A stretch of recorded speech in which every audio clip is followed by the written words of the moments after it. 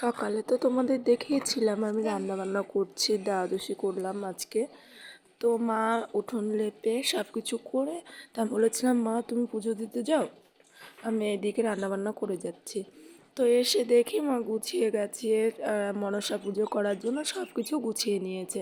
আর আমাদের মধ্যে তো উঠোনে পুজো করে, আমার বাবার বাড়িতে আমি সরার মধ্যে দিতে দেখেছি, শুধু দুধ কলার পুজো করলে ঘরে মা মনসার ঠাকুর এনে, কিন্তু এরকমভাবে দেখিনি।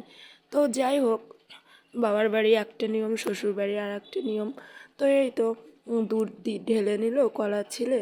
আর এই যে দেখো, যেটা ঘটের সামনে মা মনসার সামনে যে প্রসাদটা দিবে, আতপ চাল, মিষ্টি, কলা, দুধ দিয়ে, নারকেল দিয়ে সেটা সাজানো হচ্ছে। থালাটা ছোট হয়ে গেছে একটু, আর ওই যে গোটা কলা আর দুধ রেখে দিয়েছে, আর মা মনসার জন্য যেই দুধ কলাটা দিবে সেটাও পাশে রেখে দিয়েছে।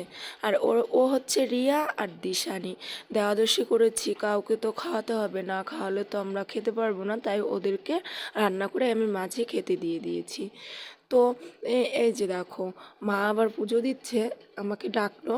তো সব কিছু কমপ্লিট হয়ে গেছে, দেখো মিষ্টি টিষ্টি দিয়ে, আর ছাতাটা দিয়েছে রোদ্দুর লাগে দেখে, এমনি দেওয়ার নিয়ম নেই ছাতাটা। তো মা এই যে উলু উলু দিচ্ছে, পুজো দিচ্ছে। তো কমপ্লিট হয়ে গেছে, এখন ব্রাহ্মণ কখন আসবে, আর যদি ব্রাহ্মণ না আসে তাহলে আর কি করা যাবে, নিজেদের পুজো দিয়ে ঘরে নিয়ে যেতে হবে। এই প্রসাদ টসাদ ঘরে নিয়ে যাব, ওই কলাটা ওই যে বাটি দুটো গামলা দিয়ে আবার ঢেকে দিতে হবে সারা দিন। তো আমার ওই ঘটের ওখানে না ফাঁকা ফাঁকা লাগছিল, আমি এসে দেখি তো গাছ থেকে ফুল তুলে এনে তো সাজালাম। তো এখন একটু ভরা ভরা লাগছে, ভালো লাগবে দেখতে, কারণ ওইভাবে উঠোনের মাঝখানে ফাঁকা ফাঁকা, আর এখন দেখো কত সুন্দর লাগছে। তো পুজো দেওয়া হয়ে গেছে। আর এই যে দেখো কি কি দিতে হয়, পানের খিলি, প্রসাদ, কলার ওই দুটো থালা এবার ঢেকে দেবো সারা দিনের জন্য, আর ফল ঠল, এই যে আতপ চাল ভিজানো আছে সব কিছু।